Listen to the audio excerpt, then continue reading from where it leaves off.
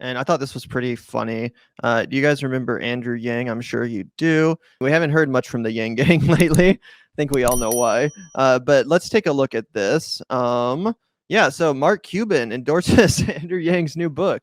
This is let's go buy Andrew Yang's billionaire book approved. Exactly. So Andrew Yang is announcing his new book, Forward, coming October 15. It's about the broken machinery of our democracy, misaligned political incentives, and a path forward. I would say that there's some misaligned political incentives that haunted Andrew Yang's campaign. Anyway, and a path forward. I wrote it after the presidential campaign, and it feels even more relevant today. Pre-order. So this is funny because obviously it's coming off of his failed run for New York City mayor, which of course came off his failed run for president of the United States. As I pointed out here, why would anyone even take Andrew Yang's advice or insight seriously at this point? He's a proven charlatan and an abject failure, which I know sounds harsh, but I think is accurate to say because this dude, and I take this shit personally, because I feel like Andrew Yang literally led the left, a lot of the left, myself included.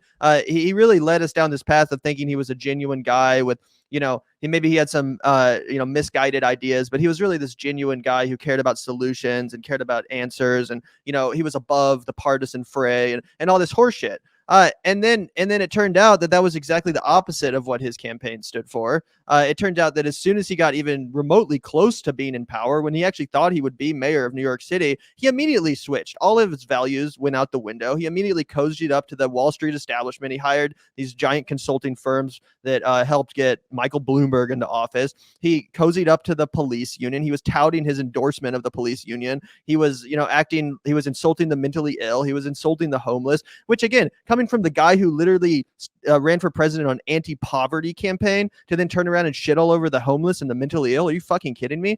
So I'm seeing this a little bit across Twitter too, even from some people that I like, people trying to rehabilitate this motherfucker, people being like, oh, I can't wait to read this book, Andrew, like, this is so cool. Like, again, people that I like. And I'm like, we literally saw what happened when this guy got a sniff away from power. We saw what happened. He abandoned us. He abandoned the left. He fucking threw us in the toilet as soon as it became politically expedient or convenient to what he thought was necessary for him to get power. And again, I don't think we should be in the interest of rehabilitating that guy, because if he ever gets close to power again, we all know what's going to happen.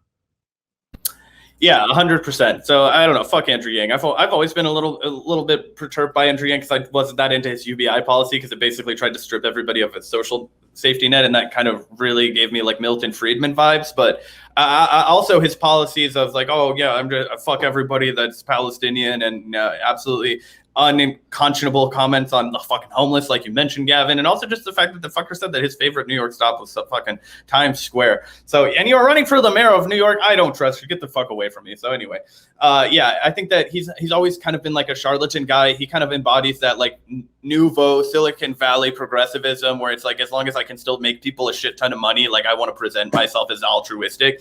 And that's why somebody like Mark Cuban is quick to try and tether himself to Andrew Yang, because he knows that's not the kind of guy that's ever going to come for his cash, but it'll make him look good, and like he cares about people when he's at his fucking Mavericks game or whatever the fuck basketball team that guy owned.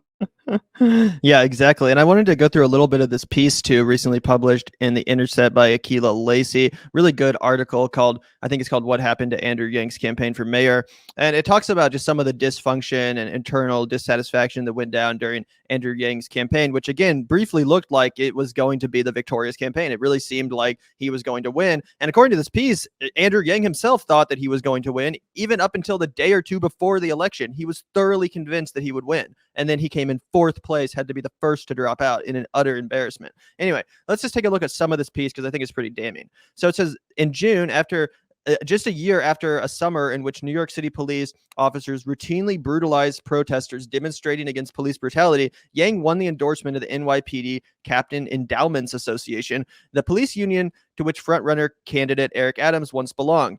Some of Yang's staff advised him that if he was going to pursue the endorsement, to at least keep quiet about it. But he wasn't the blank slate. He wasn't the blank slate that they thought he might have been. And Yang touted the endorsement. Andrew Yang became obsessed with it, the staffer said. He's much more conservative than any of us knew on policing stuff. And as the tone of the race shifted to focus on crime, he became increasingly conservative. So again, he basically courted the left, tried to build this following based on his supposedly lefty values. He's in these lefty spaces talking to lefty podcasters. As soon as he gets close to power, as soon as he thinks his, campaign is threatened by this pro-police asshole, Eric Adams, he immediately changes his tune and starts pandering to the pro-police right wing in a, failed attempt to win this race based on a value that is clearly inauthentic, based on a value that's clearly not, actually popular with the base he courted, all in a vain attempt to gain power. Yeah, did you remember that fucking cringy ass video of him trying to bicycle with the Black Lives Matter people and everybody just telling him to get the fuck away from them because everybody knows where his fucking priorities are, you fucking piece of shit? Yep. It's crazy. It's crazy. And again, I was one of the people that was fooled by Andrew Yang. I really did think he was genuine. I thought his heart was in the right place. And his mayoral campaign totally destroyed that notion for me. And there's some more examples about that here too. So basically, it talks about how Andrew Yang was never going to win this conversation about crime by trying to out tough on crime the former cop against a candidate like Adams, who had the lived experience of being a black man plus a cop. Andrew Yang wasn't going to lead the nuanced conversation about it. Because crime is a number one issue that people are concerned about. That doesn't mean that's the only thing people want to hear about. I think Maya Wiley proved that to be true. So Andrew Yang should have stayed with his original message from the beginning. He should have never tried to lean into this. And the fact that he did again is more than just a political miscalculation. It's a betrayal of his values, of the base that he courted, of everything he claimed to have stood for as a anti-poverty candidate. So it says he was almost the presumptive mayor when tabloids and some local media started hyping up a right-wing narrative that crime was overtaking the city. So basically, again, he capitulated to this right-wing narrative about crime and pandered to the right wing and the pro-police crowd in an attempt to buoy his numbers against Eric Adams. So when the captain's union endorsement came, staff were kind of looking for ways to shake things up because we knew we were slipping and we tried a different bunch of stuff. The shift in focus came in part from Yang himself, but it also came from some of the Tusk employees running his campaign. Again, that's the firm that got Michael Bloomberg into office, formerly only helped Republicans win. And Andrew Yang was actually the first Democrat that they had actually worked for. There was a big sense from certain parts of the campaign that it needed to be all about crime and talking about it in a way that felt very antiquated and unsophisticated, said one. What a Democratic electorate wants New York to look like after crime is addressed and how they want that to happen is very different from how a Republican electorate would want that. So the idea that addressing crime means you're all law and order is a false narrative and wrong. And that's the most, infuriating aspect of this for me. It's like Andrew Yang didn't even try to counter or disprove this right-wing notion that we need more, police, that we need to be tougher on crime in order to make people safer. And what's so infuriating about this is that, despite the issues with his original UBI, Andrew Yang actually was right about this. UBI would be a great crime reducer. Giving people money would reduce crimes of desperation. Obviously, during COVID-19, the pandemic, crime went up, and it's pretty fucking obvious why. People were really fucking desperate. He should have said that, I'm not going to go along with this right-wing, narrative. I'm not going to feed into these talking points, this pro-police nonsense. No, we don't need to add more money to the police budget. We don't need to, be tougher on crime. We need to give people more money. We need to, help people. That should have been his message. And it would have been perfect coming from him. Again, the humanistic, genuine, UBI-centered guy. He really could have sold that. But instead, he immediately folded. He immediately started pandering to the pro-police right wing. And it totally backfired.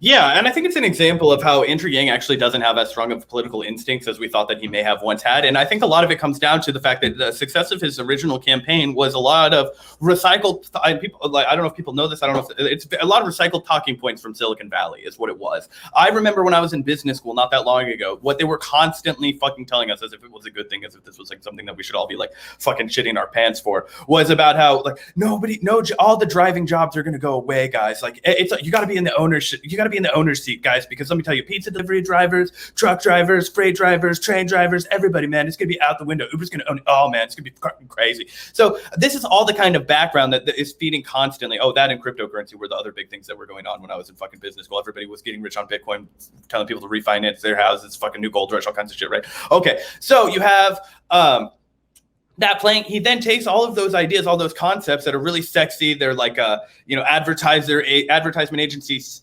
tested. They sound really good. They're a little Krispy Kreme. They taste good, but they don't have any substance to them.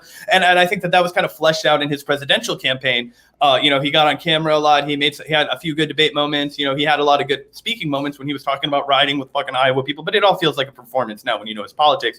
And then when you see the disaster that his mayoral campaign was, when he actually had to try and be a politician, when they were like, hey guy, you're a mayor, you're not the fucking president, you can't just executive order your way out of this, you have to fucking be a politician, you have to be a political leader, you have to maneuver the wands of power, you have to deal with all this kind of shit, right?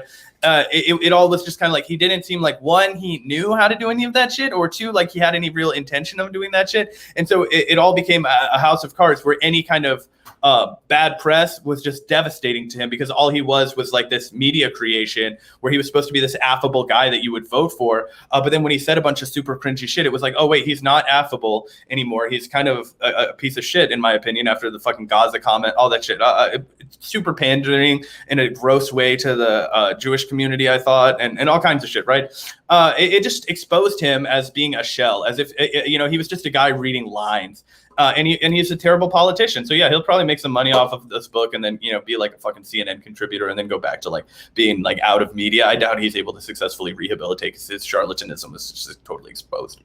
Yeah, 100%. And then I just want to put one last aspect of this article on screen, which I thought was hilarious, which leads right back into what we were just talking about. It says, as for what's next, Yang doesn't have any firm plans.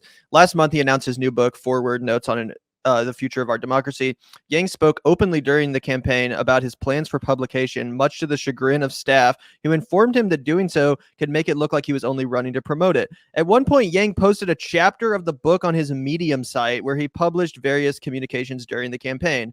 Staffers convinced him to take it down. So, that's obviously back to what we were just talking about, the stupid new book that he's hawking now. Again, just another indication of how terrible this guy's political instincts were, and how eager he was from the beginning to just kind of make this self-centered, crusade for power, essentially saying or doing whatever possible to get into power. And again, that just leads me back to my point that I was making. Don't rehabilitate this motherfucker.